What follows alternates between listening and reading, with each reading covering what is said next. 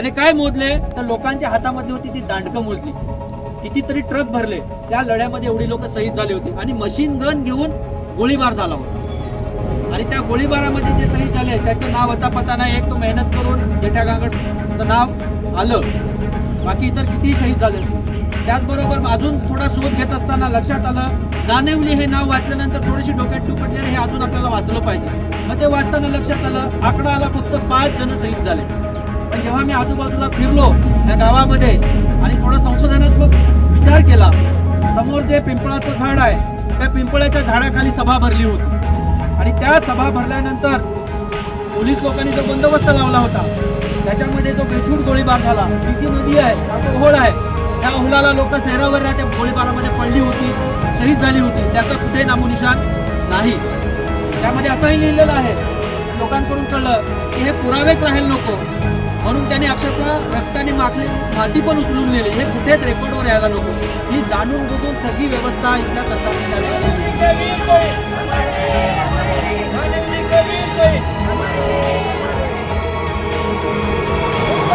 करे पुकार, बिरसा मुंडा करे पुकार, राघोजी भांगरे करे पुकार, राघोजी भांगरे करे पुकार,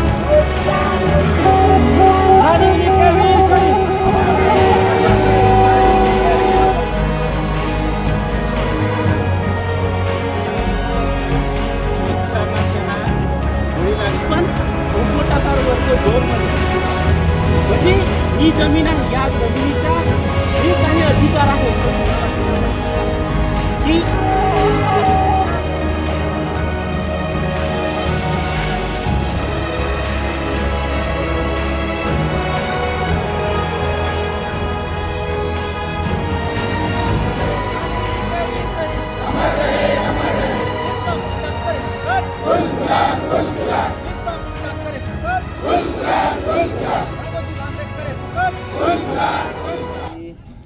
सर्वप्रथम जे इथे वीर शहीद झाले त्यांना मी मानवंदना देतो आणि जे नामनाम आपल्या आदिवासी लढ्यामध्ये लोक शहीद झाले त्या सगळ्यांना स्मरण करतो.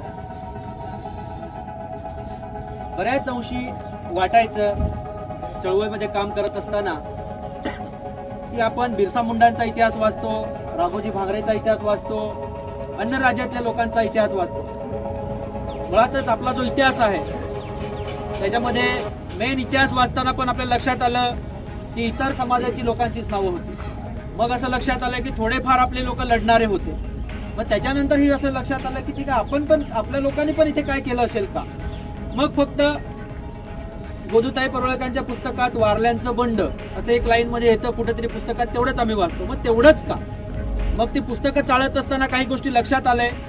मग तो 10-11 ऑक्टोबर 1945चा लढा असेल, तो तलवाडा आज जे गुजरातमध्ये जे गाव गेलेलं आहे, आपण आछाड आणि भिलाड यांच्यामध्ये जी रस्ता हायवेला जाताना जी जागा आहे ते तलवाडा गाव आहे, तिथे पहिला लढा झाला. तिथे त्यांनी काउंटिंग मध्ये सांगितलेलं आहे की 30,000 लोक त्यावेळेला एकत्र आली होती. त्याने काय मोजले तर लोकांच्या हातामध्ये होती ती दांडकं मोजली, कितीतरी ट्रक भरले, त्या लढ्यामध्ये एवढी लोक शहीद झाली होती आणि मशीन गन घेऊन गोळीबार झाला होता आणि त्या गोळीबारामध्ये जे शहीद झाले त्याचं नाव आता पता नाही, एक तो मेहनत करून जेठा गांगडचं नाव आलं, बाकी इतर किती शहीद झाले. त्याचबरोबर अजून थोडा शोध घेत असताना लक्षात आलं नाणेवली हे नाव वाचल्यानंतर थोडीशी डोक्यात टूप पडलेलं हे अजून आपल्याला वाचलं पाहिजे. मग ते वाचताना लक्षात आलं आकडा आला फक्त 5 जण शहीद झाले.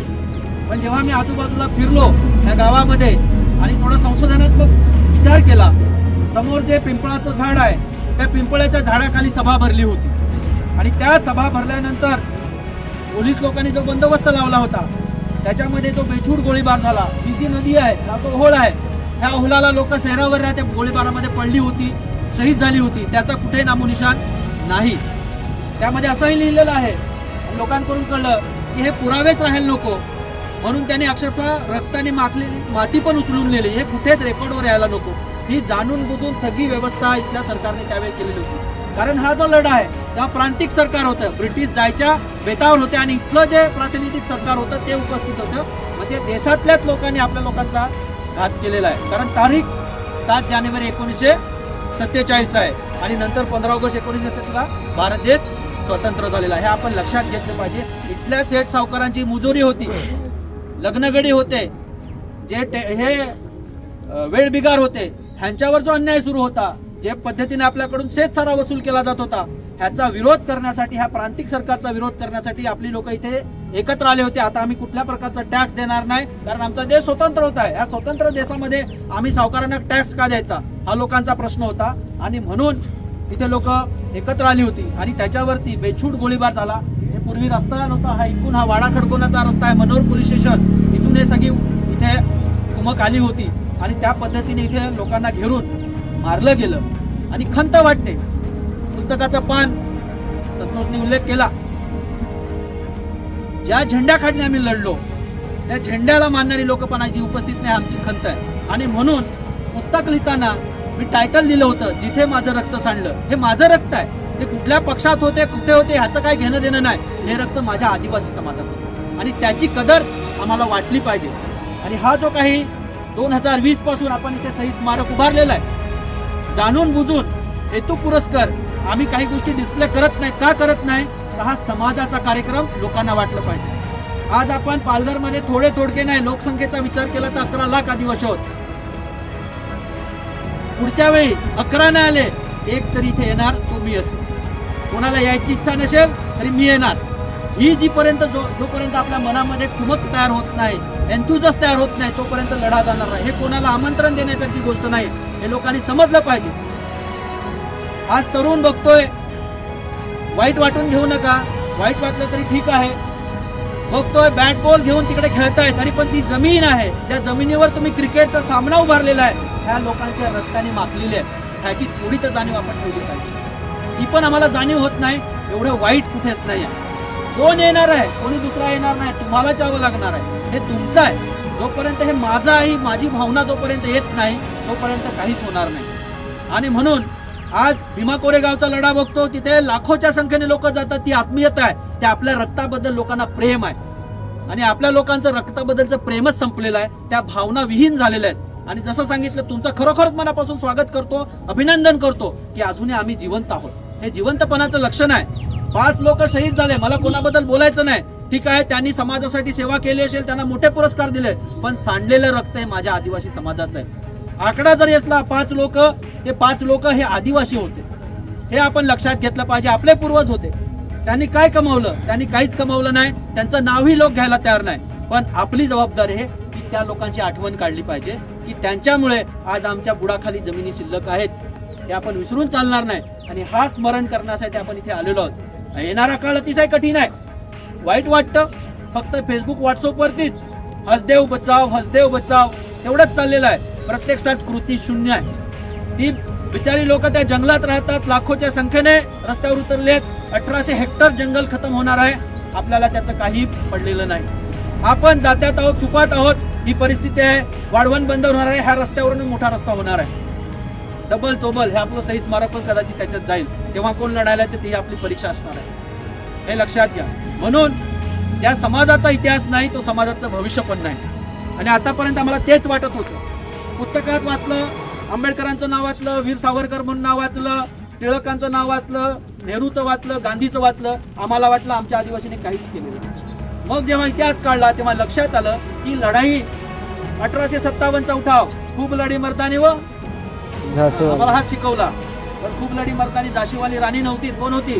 आमचीच आदिवासी महिला होती, झलकारीबाई. तिने किल्ला लढवला, पण आमचा इतिहास लपवून ठेवला गेला. 1857च्या उठावाच्या आधी 1874ला या लढ्याची सुरुवात आदिवासींनी केलेली आहे. तर हे आपण विसरून चालणार नाही. त्याच्यानंतर 1854-55ला सिद्धू कान्हू चांद भैरवने लढा दिला. त्याच्यानंतर आमच्या जमिनीला इथे संरक्षण मिळालेलं आहे. बिरसा मुंडाने लढाई केली.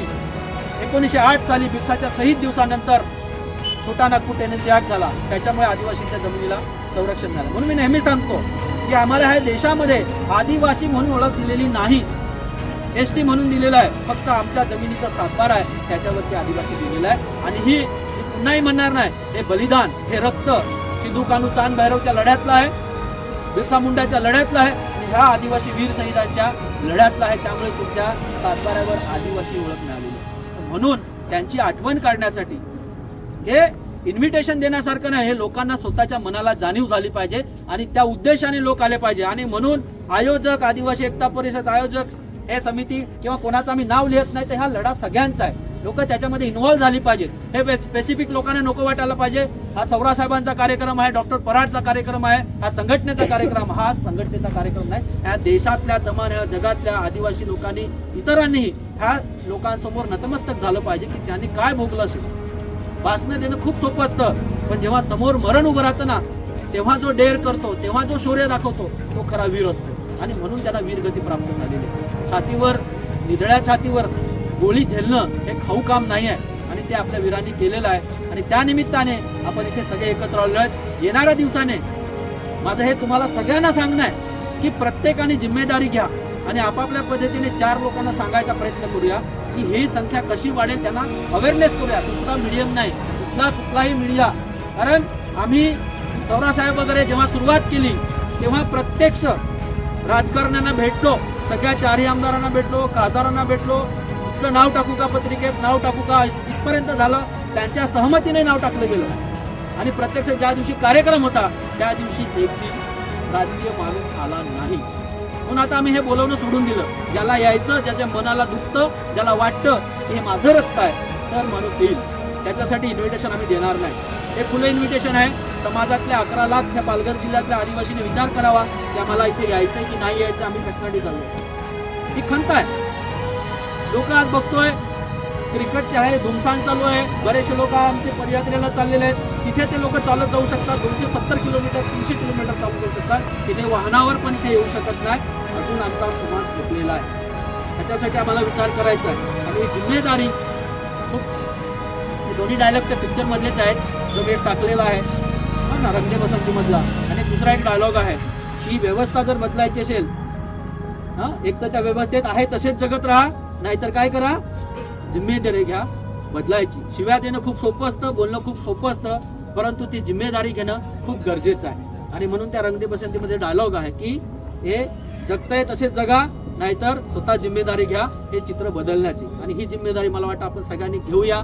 आणि आजच्या दिवशी खऱ्या अर्थाने त्यांना जर का आपण श्रद्धांजली किंवा जे काय आपण सांगतो त्यांच्या डिओटीसाठी, त्यांच्यासाठी काय करायची इच्छा असेल तर प्रत्येकाने जबाबदारी घ्या की हा जो लढा आहे हा जनसामान्यापर्यंत कसा पोहोचेल, लोकांना ह्याच्याबद्दल कशी जागरूकता होईल. एवढंच बोलतो आणि माझे 2 शब्द इथे संपवतो. सगळ्यांचे मनापासून आभार. जोहार.